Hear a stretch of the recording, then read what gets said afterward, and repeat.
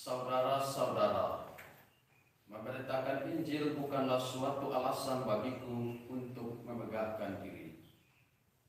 Sebab bagiku itu suatu keharusan. Celakalah aku bila aku tidak memberitakan Injil.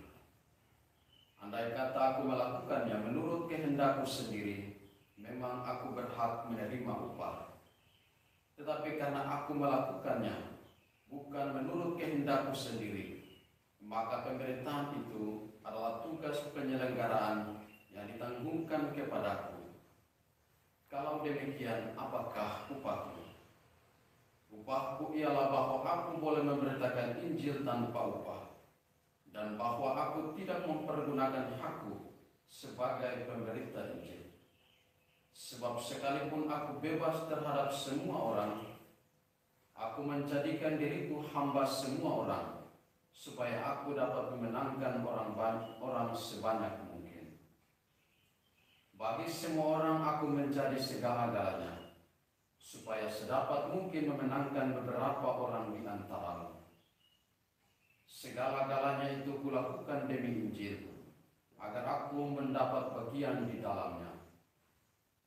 Tidak tahukah kalian bahwa dalam gelanggang pertandingan semua peserta turut berlari, tetapi hanya satu orang saja yang mendapat hadiah?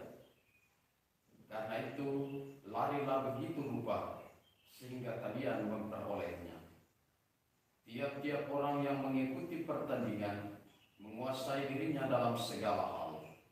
Mereka berbuat demikian untuk memperoleh suatu mahkota yang fana, tetapi kita untuk memperoleh suatu mahkota yang abadi.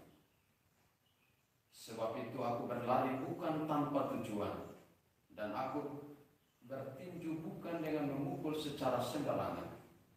Sebaliknya aku melatih dan menguasai tubuhku sepenuhnya. Jangan sampai aku sendiri ditolak sesudah memberitakan Injil kepada orang lain. Demikianlah sabda Tuhan. Syukur kepada Allah. Tuhan bersamamu Dan bersama rohmu. Inilah Injil Yesus Kristus menurut Lukas. Dimuliakanlah Tuhan.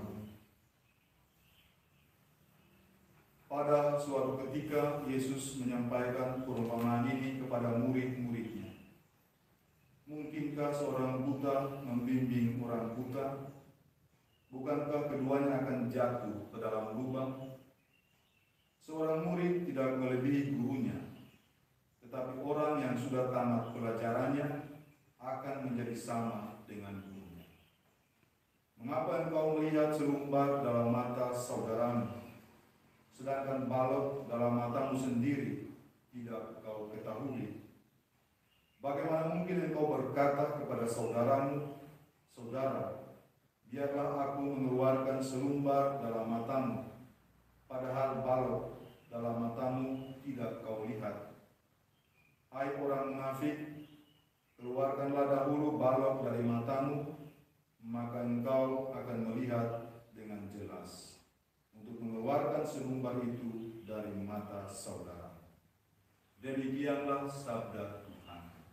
Terpujilah Kristus. Bapak Usu, para pastor, diakon, saudara-saudariku yang terkasih. Ada peribahasa, gajah di lubuk mata tidak tampak, kuman di seberang lautan tampak. Hari ini Yesus menggunakan perumpamaan ini untuk mengecam kebiasaan mencela kesalahan orang lain, sementara mengabaikan kesalahan diri sendiri.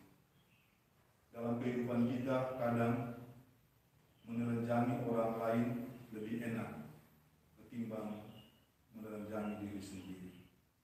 Membuka aib orang lebih hikmat ketimbang buka aib sendiri. Membicarakan keburukan orang lain lebih seru ketimbang bicarakan keburukan sendiri. Pokoknya apapun yang berkaitan dengan orang lain lebih mudah disorot ketimbang sorot diri sendiri. Saya tidak mau mengatakan bahwa kita tidak perlu melihat kekurangan kelemahan orang lain.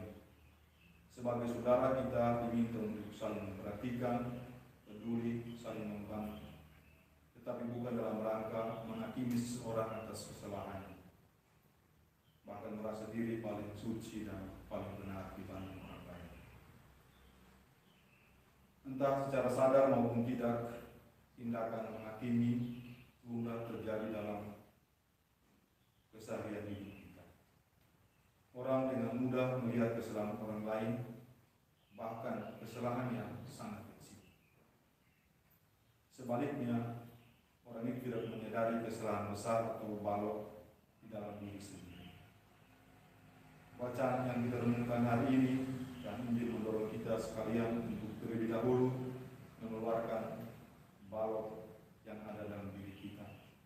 Artinya menyadari kesalahan dan meminta anugerah Tuhan agar mampu meninggalkannya. Dengan demikian, kita sekalian diperlengkapi untuk menolong orang lain mengatasi kesalahannya, mengeluarkan serumbar dari matanya dengan sikap yang lembut, bukan menghakimi. Semoga demikian.